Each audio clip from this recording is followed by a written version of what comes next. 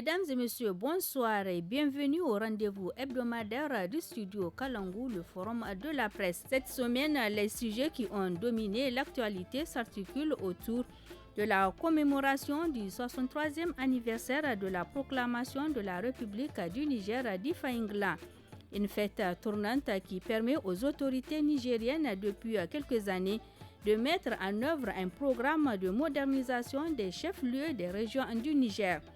À suivre également dans ce forum l'analyse de nos confrères sur la fermeture de plusieurs établissements scolaires de la région de Tillabéri, en proie à une insécurité grandissante depuis quelques années.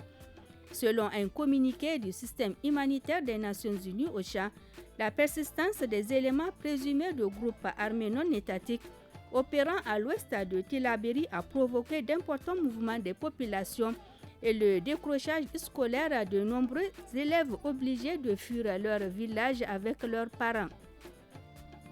Sur les 13 départements de la région, 8 sont directement impactés. Il s'agit d'Abala, Ayoru, Goté, Tillabéri, Saï, Walam, Tera et Torodi. Et nous parlerons aussi de la mort du chef du groupe de l'État islamique au Grand Sahara, Soumana Boura.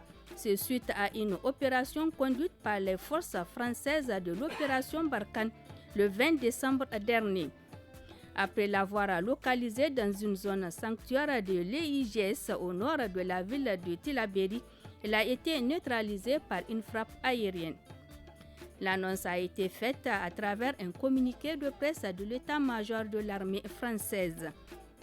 L'actualité, c'est aussi le point de presse animé par le secrétaire général du ministère de la Santé de la Population et des Affaires sociales relativement à la suspension de la gratuité aux accouchements assistés dans les régions d'Agadez, Difa, Dosso, Maradi, Niamey, Tawa et Zender. Il s'agit en effet d'un projet d'appui à la population et à la santé pour faciliter l'accès aux services de santé aux femmes enceintes avec des bons d'accouchement dans ces régions. Dans le cadre de ce projet, la Banque mondiale a pris en charge le financement jusqu'au 31 décembre 2021.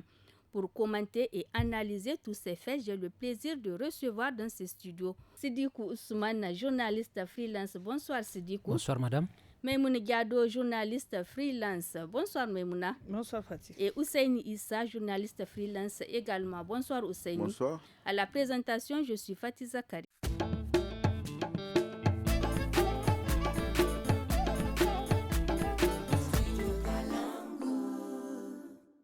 Entrant dans le cadre de la célébration de la fête tournante du 18 décembre d'Ifa Ingla, cette journée est une occasion de faire connaître et valoriser toutes les potentialités économiques, culturelles, artistiques et touristiques de la région. Je commence par Ousseini Issa. Ousseini Issa, est-ce qu'on peut dire aujourd'hui que la sécurité est revenue dans la région de Difa? Non, je pense pas. Je pense pas. La sécurité est loin d'être revenue parce que je crois que pendant même la période, il y a eu une attaque ou quelque chose comme ça, où un véhicule de l'armée est tombé dans une embuscade vers Gachagar, n'est-ce pas? Ça veut dire que il y a une période d'accalmie qui est là, mais ça ne va pas dire que la paix est totalement rétablie dans la région de Difa. Bien évidemment, comme on le sait, c'est une fête qui devait, en tout cas, Ingla là, devait se faire depuis l'année dernière, n'est-ce pas? Mais à cause justement, peut-être quelque part de l'insécurité, ils ont décidé de surseoir à ça. Oui. Il fallait quand même faire pour boucler la boucle, parce que c'est DIFA qui est venu boucler la boucle. On dit, c'est pour moderniser les villes, les capitales régionales. Oui. En soi, c'est une bonne chose, mais quand on voit un peu les infrastructures, parce que moi j'ai eu l'habitude, ou j'ai eu l'occasion de voir certaines infrastructures qui ont été réalisées à grands frais, au bout d'un an, pratiquement, on a comme l'impression que c'est des bulldozers qui sont venus tout saccager, les voies, les infrastructures comme les stades, il n'y a pratiquement rien du tout. Et moi, j'ai dit quelque part que, c'est un peu du populisme qu'on est en train de faire dans cette affaire-là. On n'a pas besoin de faire du tapage pour moderniser les villes et tout. Ça ne sert à rien d'investir des milliards alors qu'il y a des problèmes plus urgents. Aujourd'hui, nous sommes confrontés à des problèmes liés à l'école, n'est-ce pas? Cette question sécuritaire qu'on n'arrive pas à juguler. Et quand on voit, on prend de l'argent, des quantités de sommes importantes d'argent pour investir. Et quand on fait des investissements qui ne tiennent pas la route, je me pose bien des questions. Quelque part, est-ce que ce n'est pas juste pour enrichir la clientèle politique du régime? Je veux dire, certains commerçants, opérateurs économiques qui interviennent dans la réalisation des infrastructures. Ça m'a tout l'air, parce que quand on finit, on a vu, quand on doit faire le parallèle ou la comparaison, on sait que Kounché, au moment où le festival était là, ce qu'on a pu réaliser, c'est des infrastructures qui ont résisté au temps. Aujourd'hui, c'est des infrastructures, je l'ai dit, et eux-mêmes le savent, c'est des infrastructures qui tiennent à peine dès que la fête finit. J'ai vu à Zender, les villas ministérielles ressemblent à du n'importe quoi. J'ai vu les voies qui ont été réalisées à Tillabéri, tout est parti, comment dirais-je, en lambeaux. Quand il pleut, comme on avait dit, c'est des mares qu'on retrouve sur les voies, tout ça. On se pose bien des questions. On fait une infrastructure, une route, ça doit pouvoir tenir au moins 10 ans minimum. 10 ans. Mais quand c'est au bout d'une année, 2 ans, moi, je ne vois pas l'intérêt. Voilà, Maïmouna Diado, aujourd'hui, avec la célébration de la proclamation de la République dans la région de Difa, est-ce qu'on peut dire que la sécurité est revenue dans cette région? Fatih, je rejoins ce que vient de dire Ousseini. Oui. On ne peut pas dire que la sécurité est revenue. C'est pas parce que, en fait, on a eu la possibilité de faire cette fête au niveau de Difa. Bien avant la fête, il y a eu toujours donc des attaques, bien que peut-être les attaques ont été toujours voilées. Et au même moment où se déroulaient les festivités, il y avait également eu une attaque là-bas, dans une ville de kilomètres de Difa. Donc c'est pour dire que la sécurité n'est pas encore établie au niveau de Difa. Il ne faut pas que les gens pensent qu'avec les festivités, comme ça s'est bien déroulé, c'est parce que tout simplement il y avait la sécurité tout autour de la ville de Difa. Il fallait sécuriser parce que c'est des personnalités aujourd'hui qui se sont transportées, y compris le président de la République. Donc il faut assurer la sécurité, renforcer la sécurité au niveau de Difa, de la ville de Difa, pour que les manifestations entrant dans le cadre donc, du 18 décembre puissent bien se dérouler. Donc, je me dis qu'il y a beaucoup de choses à faire concernant la sécurité, justement. C'est une accalmie que nous sommes en train de vivre. Et espérons que cette accalmie, ça va se prolonger.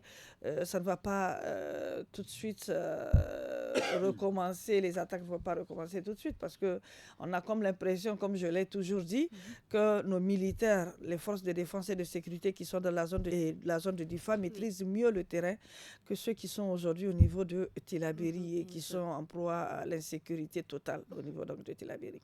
Sidiki Ousmane, la ville de Difa a bénéficié de plusieurs infrastructures dont le président de la République a saisi l'occasion pour baptiser des voies au nom de l'ancien président de la République, Issoufou Mahamadou, et le président du Nigeria, Muhammadu Buhari.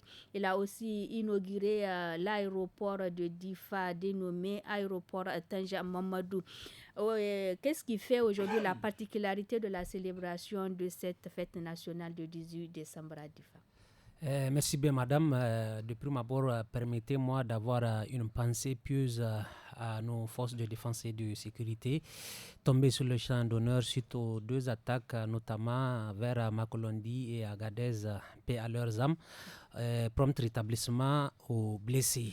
Donc, pour revenir à votre question, il ne faudrait pas effectivement qu'on puisse corréler la bonne organisation de cette activité tournante du 18 décembre à un retour définitif de la paix dans cette région de Difa. Revenons-en à votre question. La particularité, au passage, franchement, les raisons premières quant à l'organisation de cette fête tournante-là, c'est vraiment bien de doter les régions en infrastructures et tout ce qui s'ensuit. Si on s'en tient à ça, je me dis que c'est bien. Je suis aussi d'accord avec Ousseini qu'on n'ait pas besoin d'une fête pour pouvoir doter des régions en infrastructures.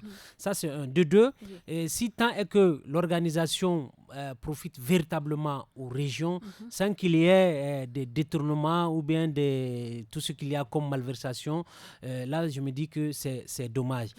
tout de même, il faut franchement saluer la bonne organisation des activités commémoratives de cette fête tournante du 18 décembre à Difa.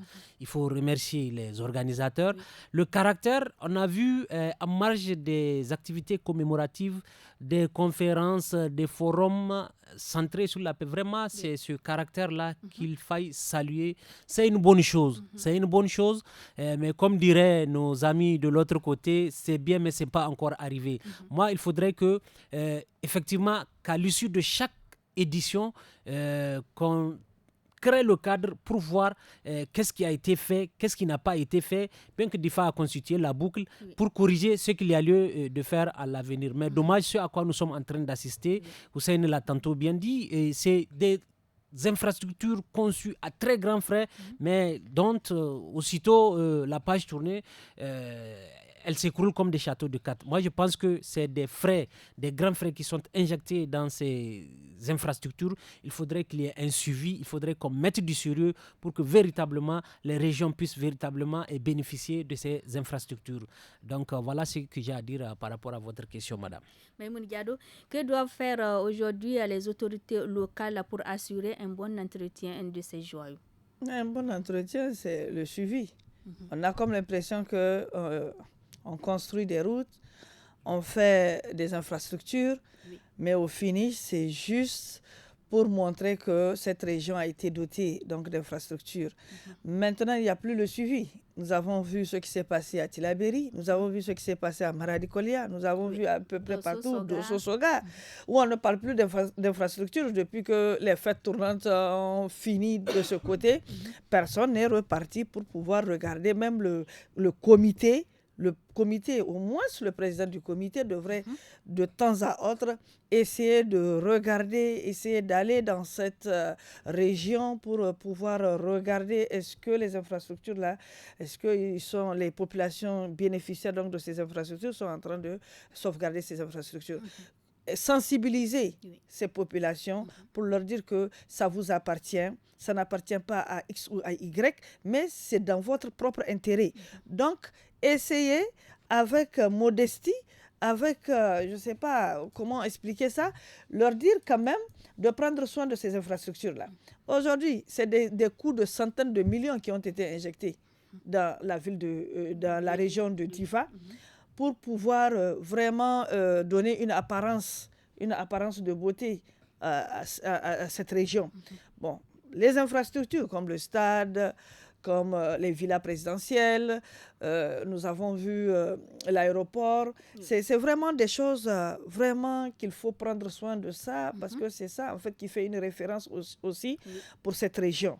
Donc on n'aura plus à dire que Difa a été abandonné, il n'y a pas d'infrastructure, les jeunes ne se sentiront pas très bien, il n'y a pas manque de stade et autre chose. Mais maintenant avec tous ces acquis-là, le mieux c'est vraiment que ces populations disent que ça va mettre beaucoup de temps pour qu'on revienne encore dans cette région pour pouvoir célébrer encore 18 décembre. Donc, parce que s'il faut attendre le 18 décembre pour doter une région de toutes ces infrastructures-là, je pense que vraiment, ça vaut la peine de sauvegarder ça. Hussein Issa, toujours dans le cadre de la célébration du 18 décembre, des rencontres présidées par le chef de l'État, Bazoum Mohamed, étaient organisées en vue de promouvoir la paix et la cohésion sociale. Pensez-vous que ces réunions contribueront à installer définitivement la paix dans cette localité du pays? Fatih, moi, tu sais, nous sommes spécialistes en réunion, machin, forum, tout ça. Non, il faut faire du concret. C'est que des gens viennent pour exposer des problèmes que tout le monde connaît. Le problème qui se pose, c'est la solution. N'est-ce pas? Pas le discours. Il y a eu beaucoup de discours autour de ça. C'est comme un peu les rencontres des présidents de G5 Sahel. Ça a changé quoi? Ça a changé. Concrètement, il faut trouver des mécanismes pour pouvoir contrer de manière durable. Parce que ces gens-là sont sur des territoires qui sont connus. Au lieu de venir se trouver chaque fois en train de discuter.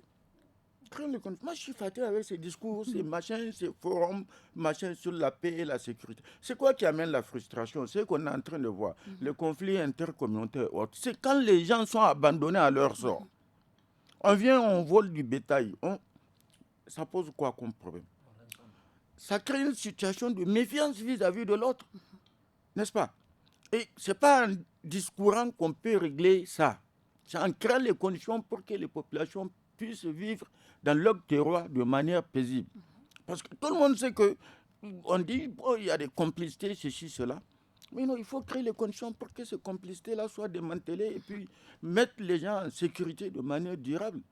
Mais c'est le discours, il faut vivre en paix.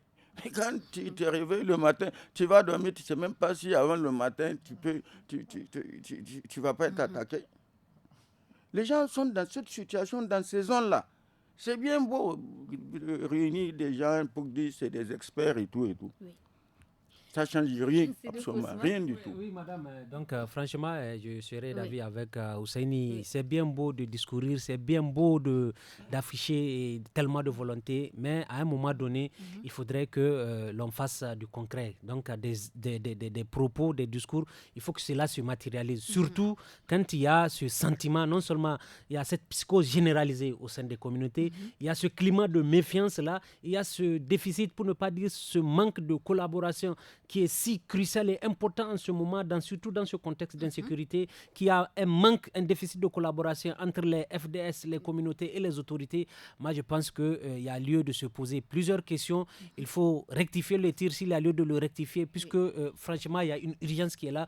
Aujourd'hui, franchement, quand vous partez dans des zones reconnues jadis des endroits paisibles, aujourd'hui, même votre voisin de plusieurs décennies, il y a une certaine méfiance et du coup, la cohésion sociale est impactée. Quand aujourd'hui, vous n'avez confiance à personne, même au sein de votre entité familiale, ce qui veut dire c'est grave. Donc, il faudrait que, franchement, trop de discours, on en a assisté. Maintenant, passons, comme dirait l'autre, aux choses sérieuses. Il faut matérialiser dans les faits en prenant les dispositions qui s'imposent pour sécuriser aussi bien ces communautés que leurs biens en vue d'une préservation de notre intégrité territoriale qui est mise à mal. Passons au second sujet de ce forum de la presse. Dans un communiqué rendu public le 20 décembre 2021 par le Bureau de coordination des actions humanitaires des Nations Unies, plus de 53 000 élèves sont affectés par l'insécurité dans les départements d'Abala, Ayoru, Goté, Tillabéri, Saï, Walam, Torodi, Tera, dans la région de Tillabéri. L'insécurité est la raison principale du décrochage scolaire de ces jeunes de la région du fleuve. Les autorités estiment à 579 le nombre d'écoles fermées à la fin de l'année 2020-2021 sur les 2247 écoles que compte la région, soit 23,66%. Dans les endroits où les écoles sont fonctionnelles, les effectifs restent toutefois pléthoriques et ces écoles sont dans l'incapacité d'accueillir de nouveaux élèves pour assurer la continuité pédagogique, souligne donc ce même rapport. Alors, Maïmouna Diado, quelles conséquences cette situation peut avoir sur le système éducatif nigérien? Les conséquences que ça peut avoir sur le système éducatif nigérien, vous venez de le dire. Déjà, une région où les élèves n'ont pas la possibilité, en tout cas tous les élèves n'ont pas la possibilité d'aller à l'école, c'est le banditisme d'abord, l'enrôlement de ces jeunes-là au profit donc des groupes djihadistes. Et ensuite, ce qui est encore plus grave, c'est que ces enfants, en fait, on n'arrive pas à trouver une alternative pour au moins créer les conditions pour que ces enfants-là puissent aller à l'école. Vous avez dit tout à l'heure dans votre le papier qu'il y a des classes pléthoriques. Mais les classes pléthoriques, si déjà vous savez qu'il y a la sécurité là où ces élèves sont, alors essayez de diviser ou essayer de trouver un mécanisme pour qu'il n'y ait pas de classe pléthorique. C'est aussi simple, moi je me dis. Et puis, il faut dire, il ne faut même pas citer ces zones-là qui sont affectées par le manque d'écoles. C'est toute la région de Tillabéri, il faut souligner. Les départements de Tillabéri, là, tous ces départements sont affectés par le manque, en tout cas, d'écoles. Ces jeunes-là, ça dure, c'est depuis 2019, courant 2017, Hussein. 2017 à aujourd'hui, on ne peut pas prendre de 2020 à 2021 pour dire voilà les écoles qui sont fermées. Il y a eu des écoles qui ont été fermées en amont ou qui ont complètement disparu, ou des villages qui ont été abandonnés complètement. Et ces enfants-là, quand on regarde de 2017, si l'enfant est en classe de CM2, aujourd'hui, il faut se retrouver avec quel âge? Ça veut dire qu'aujourd'hui, c'est un jeune homme, c'est un gaillard que nous avons. Et c'est un gaillard qui n'est pas parti à l'école et aujourd'hui qui cherche le gain facile. C'est-à-dire l'enrôlement. C'est ça qui est en tout cas très grave pour ces enfants-là. C'est l'enrôlement de ces jeunes au profit des djihadistes. Parce qu'on a comme l'impression que les terroristes prennent plus ces jeunes-là pour pouvoir les former. Et ce sont ces jeunes-là qui sont aujourd'hui en train d'être les complices dans certains villages. Dans leur propre village. C'est des complices aujourd'hui. Et quand on regarde la dernière fois, je ne sais pas, sur les réseaux sociaux, on a montré quand même la carte d'identité d'un jeune de l'université ou je ne sais pas quoi là. Mais regarde, qui fait partie de cette zone, de cette région, mais qui s'est retrouvé avec les djihadistes. Donc comment est-ce qu'on peut comprendre cette situation? C'est parce que tout simplement, il n'y a pas de suivi, il n'y a pas d'école. Donc les enfants, aujourd'hui, les parents ne vivent que de ces enfants-là. Ce sont ces jeunes-là sont obligés des fois d'être enrôlés pour pouvoir subvenir aux besoins de leurs parents et en devenant des complices. Donc c'est très important. Il faut que l'État nigérien songe à trouver des alternatives pour sauver ces enfants. Au moins sauver ceux qui peuvent être sauvés encore. Nissa, quelle autre conséquence cette situation d'insécurité peut avoir sur le système éducatif? Le système éducatif est déjà à terre, n'est-ce pas? Parce que partout où il n'y a plus d'école, on ne parle plus du système éducatif. Vous venez de dire plus de 500 et quelques écoles qui sont fermées. Tout le monde connaît, on connaît les statistiques et tout et tout. On fait quoi quand une école est agressée? Qu'est-ce qu'on fait dans l'immédiat là? Rien, on se contente simplement de constater. Mais les enfants sont dans la nature. Quand l'enfant va grandir, il est là, il erre. Qu'est-ce qu'il va devenir? Un beau jour, s'il trouve un créneau, il devient une proie facile. Mais il va devenir quoi? Ou il va descendre en ville, c'est la délinquance, ou le banditisme et tout et tout. Surtout quand il va voir des jeunes de son âge, ils ont pu gagner de l'argent pour réaliser des choses. Ils seront tentés par ce phénomène-là. Et c'est extrêmement grave. Et c'est comme je viens de dire tout à l'heure, c'est qu'on a l'impression qu'on se contente des constats. Tout le monde va venir. Tout le monde est en train de constater les choses sur le terrain. Mais qu'est-ce qu'on fait? Qu'est-ce que le gouvernement propose concrètement pour pouvoir au moins créer les conditions pour que les zones où il y a encore l'école, on parle des classes pléthoriques, mais c'est ceux qui ont la chance encore d'aller se faire inscrire au niveau des... Mais toute l'autre masse, la masse critique là, 53 000 et quelques, comme avait dit, enfants. Même les enseignants, oui, qu'est-ce qu'ils vont devenir? Oui, les enseignants. L'enseignant, bon, il se dit, mais bon, le chef-lieu, il s'installe là-bas. Il n'a pas de poste d'affectation, de nouveau poste d'affectation. Il attend tranquillement à la fin du mois. Il va prendre parce qu'on ne va pas lui couper son salaire. Ça n'affecte pas trop les enseignants, ça affecte surtout les élèves. C'est ça l'enjeu. Aujourd'hui, on est en train de pénaliser, on est en train de faire du tort. Ils n'ont jamais demandé cette insécurité-là. Ces populations comme les enfants de ces familles, de ces ménages-là, ils n'ont jamais demandé. C'est un fait. Quand un fait est là, l'État doit pouvoir créer les conditions. Parce qu'à chaque fois qu'ils attaquent une localité, on apprend qu'ils ont brûlé l'école. Ils ont brûlé la carte de santé. Mais ensuite, on ne dit pas, est-ce qu'on a pris des mesures pour que, dans l'immédiat, que ces enfants ne puissent pas errer dans la nature. C'est ça l'enjeu, c'est ça véritablement l'enjeu. Ce n'est pas les constats, les statistiques. ça ne fait qu'augmenter. Du coup, Souban, selon le plan de transition du secteur de l'éducation, au total, 2 634 271 enfants et adolescents sont hors de l'école. Alors, que faut-il faire pour pallier à cette situation pour sauver le secteur éducatif? Merci, madame. Donc, de statistiques en statistique, ça, on n'a pas besoin d'avoir une boule de cristal. Déjà, c'est une zone affectée par l'insécurité. Donc, au même titre que les autres secteurs sociaux de base, l'éducation en paie un lourd tribut. Et conséquemment, les élèves, et Maïmouna, je dirais même les enseignants, parce qu'un enseignant qui se retrouve sans rien faire, il devient oisif.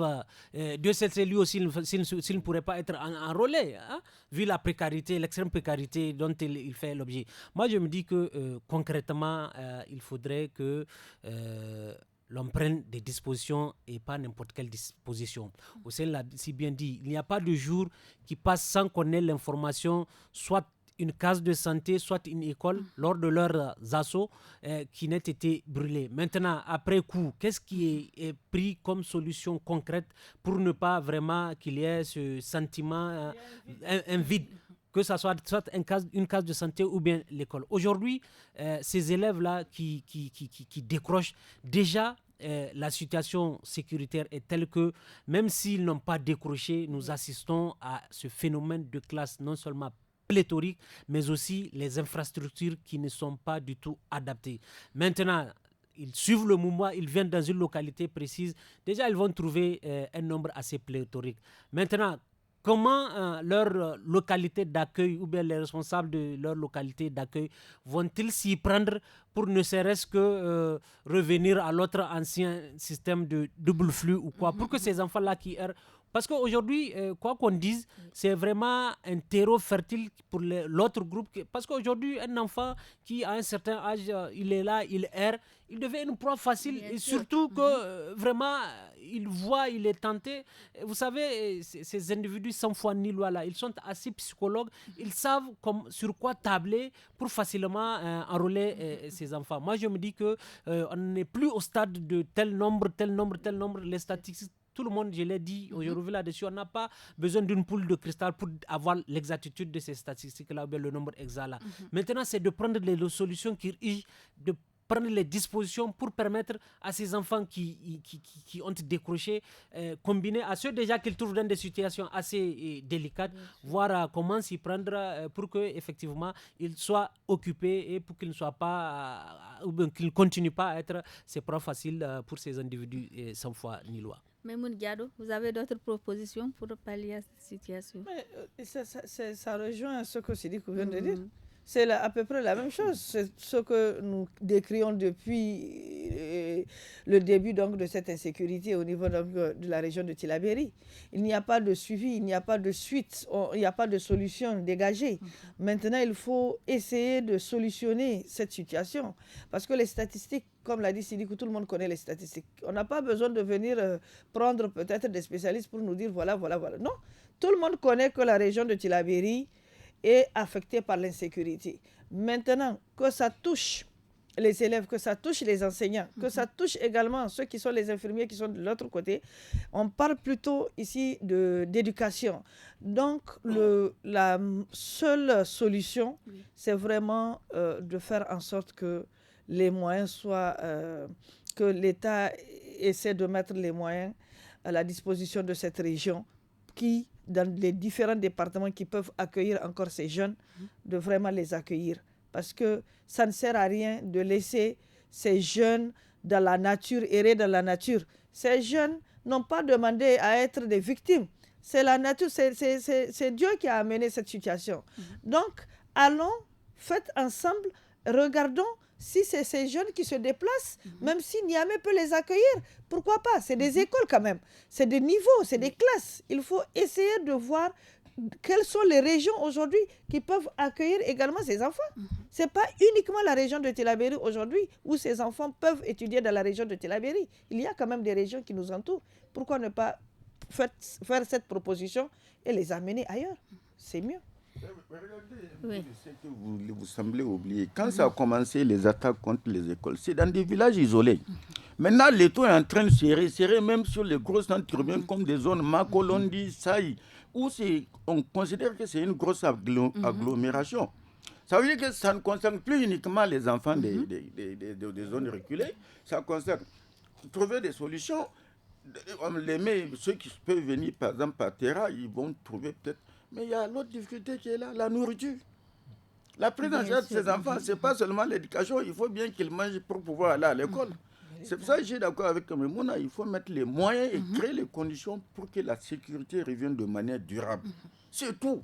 On ne peut pas que la sécurité soit durable parce qu'on connaît la situation de cette zone sur le plan alimentaire cette année. C'est la catastrophe. Déficitaire, pratiquement à plus de 50%. Mais alors, même les parents, ils ne savent pas où mettre de la tête pour trouver à manger. Les 3 repas quotidiens sont loin d'être assurés. Je parle de 3 repas quotidiens, même les deux là aujourd'hui, même à Niamey. On concède les deux. Restons toujours sur la situation sécuritaire. Le 20 décembre 2021, les forces françaises de l'opération Barkhane ont conduit une opération visant un chef de groupe de l'État islamique au Grand Sahara. Au cours de cette opération, en étroite collaboration avec les autorités nigériennes, la force Barkhane a neutralisé Soumana Boura. Soumana Boura dirigeait un groupe de plusieurs dizaines de combattants actifs de l'EIGS dans la zone de Gouber-Gorou et de Firo dans l'ouest du Niger. Il était même considéré comme l'auteur de l'attaque de Kouré. Alors, Ousseini Issa, quelle analyse après avoir suivi ce communiqué de l'état-major des armées françaises annonçant la mort du djihadiste Soumana Boura? Oui, d'accord, ils ont tué un chef djihadiste. Les Français, depuis qu'ils sont là, c'est comme ça. Quand ils sont en difficulté quelque part dans une zone, ils cherchent, on a tué le chef djihadiste un tel. Est-ce que ça met fin aux attaques? Non, n'est-ce pas que ça ne met pas fin aux attaques? Mais ça veut dire que le chef est parti. Certainement dans le groupe, il va... Mais on a tué Ben Laden depuis quand? Est-ce que ça a mis fin au terrorisme? Ça a même pris de l'ampleur.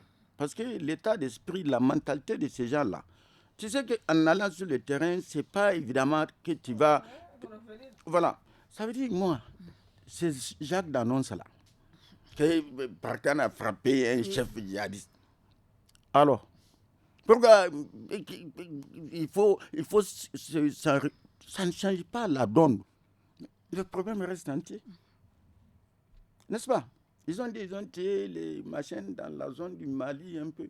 Mais ça a changé quoi? On compte le nombre de chefs djihadistes qu'ils ont tués. Est-ce que ça a changé grand-chose? Ça ne ramène pas la calmie. Ousmane, quelle analyse après avoir appris la mort de Soumana Boura, le chef djihadiste? L'analyse, elle est toute simple, madame. On a vu tous ces efforts déployés justement par cette force-là pour identifier d'abord le chef de ce mouvement-là. Ensuite, même si c'est conjointement avec nos forces de défense et de sécurité, pour le neutraliser. Nous aurions bien voulu que cette dynamique, cette promptitude, ou bien disons la façon dont ils se sont pris, que cette même façon soit déployée et lors des attaques, c'est-à-dire qu'on ne s'en prenne pas à un seul individu, parce que le mouvement a l'impression d'être leader à plusieurs têtes.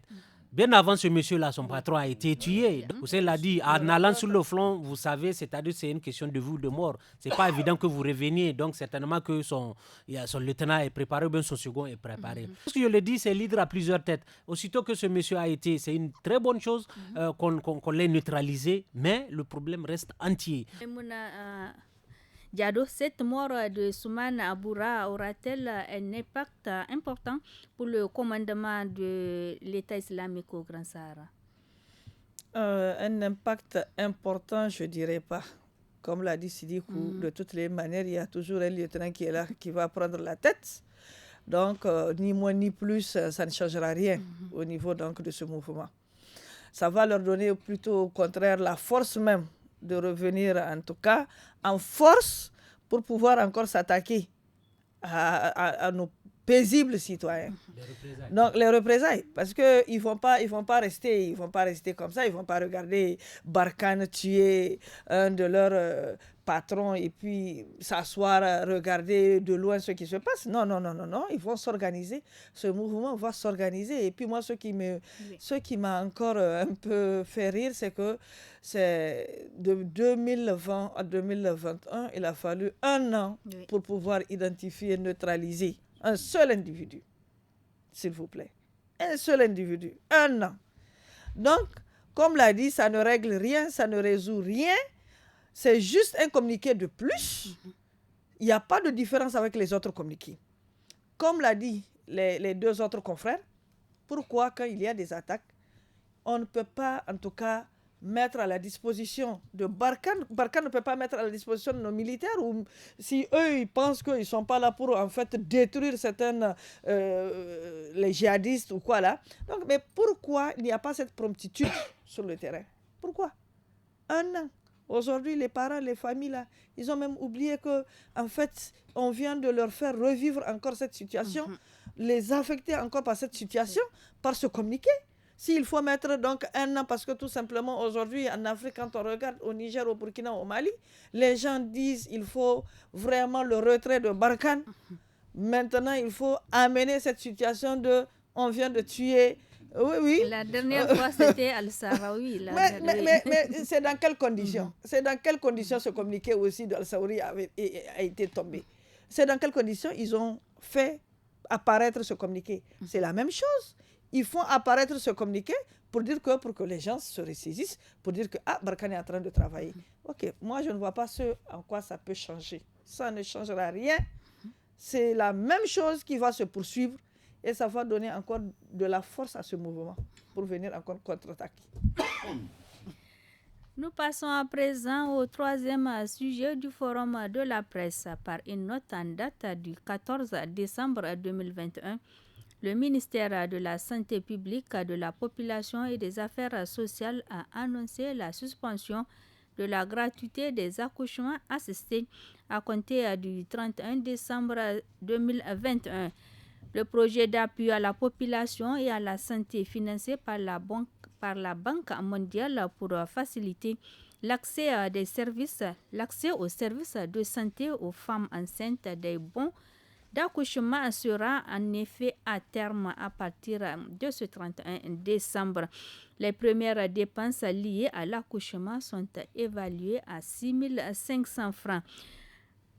Sidikou Ousmane, quel impact la suspension de la gratuité des accouchements assistés peut avoir sur la population?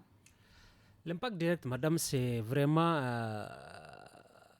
le coût financier dont les parents ou bien ceux dont les femmes, les sœurs, les épouses seront dans cette situation, surtout quand on sait leurs faibles revenus. Moi, je me dis que les gens auraient dû être prévoyants, sachant l'échéance de cette prise en charge par l'institution financière dont vous en avez fait cas.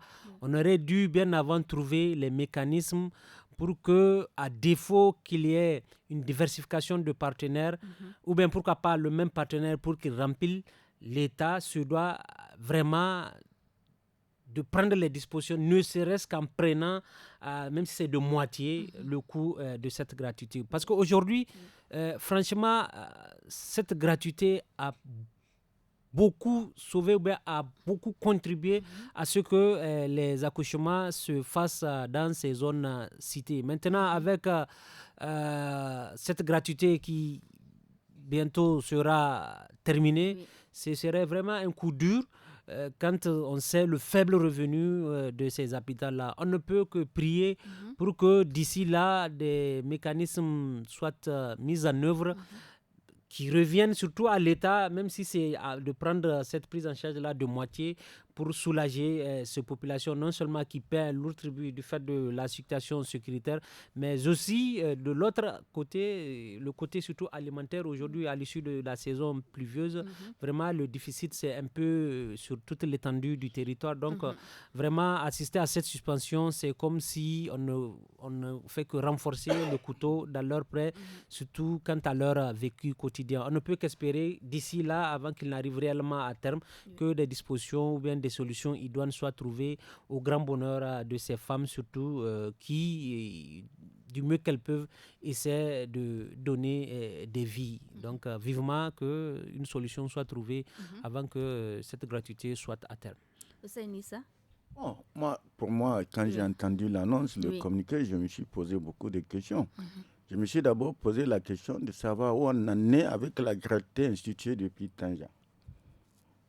On m'a fait comprendre que ça ne concerne pas les accouchements assistés, mais qu'il y a un fonds. Oui, c'est comme ça on m'a expliqué, on parle de césarienne et autres là.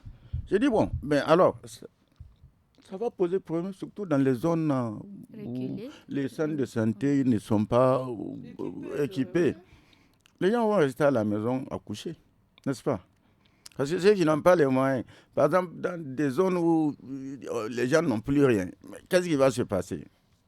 Si par chance il y a une matrone dans le village, on va assister à cette situation-là. Et ça dénote d'un fait. Ça dénote d'un fait que le budget alloué à la santé, c'est-à-dire le bruit, on fait du bruit, mais en réalité, ce qu'on alloue à ces secteurs-là, c'est quelque part insignifiant. S'il faut chaque fois attendre que des partenaires viennent en appui pour pouvoir faire fonctionner certaines prestations, moi je dis quelque part, l'État a failli. L'État est en train de faillir. On va. Alors, tout ça là, pendant combien d'années, c'est des gens qui sont derrière. À partir du moment où l'argent finit, l'État se désengage. N'est-ce pas? C'est à ça qu'on va assister à partir du 31 décembre. Chacun n'a qu'à se chercher. N'est-ce pas? Les conséquences aussi sont là. Les décès liés aux accouchements, oui, bien sûr. Tout ça là. C'est des problèmes qui vont faire flamber, je ne le souhaite pas, comme avait dit, les décès liés néonatals. Mais Mounigadou, quel autre impact la suspension de la gratuité des accouchements assistés peut avoir sur la population? Je rejoins ce qu'il vient de dire. C'est vraiment que c'est aberrant. En tout cas, qu'on laisse cette situation, que des techniciens savent déjà normalement quelle année doivent finir ces prestations, le projet. Mais ils ont laissé jusqu'au 31 décembre de cette année. Et l'annonce a été faite il y a quelques jours de cela. Donc ça a surpris plus d'un Nigérien. Même que ce soit les accouchements par voie basse, césarienne, voie basse. Déjà même les accouchements par voie basse, c'est un problème. Fatih, c'est un problème. Aujourd'hui, il y a plusieurs femmes qui ne veulent même pas aller dans une maternité accoucher, qui préfèrent rester là-bas avec une matrone accoucher. Parce que là-bas aussi, quand tu pars, tu accouches. Avant même que tu accouches, d'abord, il y a les problèmes d'accueil. La femme n'est pas en sécurité.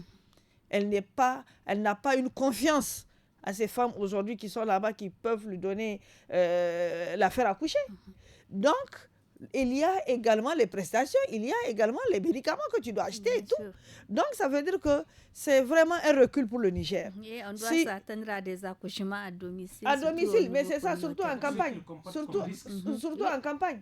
Il y a les infections, il y a tout aujourd'hui. Il y a des risques aujourd'hui de faire augmenter les décès par voie, les décès néonatals. C'est ça, en fait. C'est le risque que ça peut comporter. Mais aujourd'hui, comme l'a dit Ousseini, un État ne peut pas attendre à ce qu'il y ait des subventions au niveau donc, des partenaires. La moindre des choses, le minimum que l'État peut faire, c'est vraiment mettre à la disposition de ces femmes-là le peu. Le peu, c'est quoi?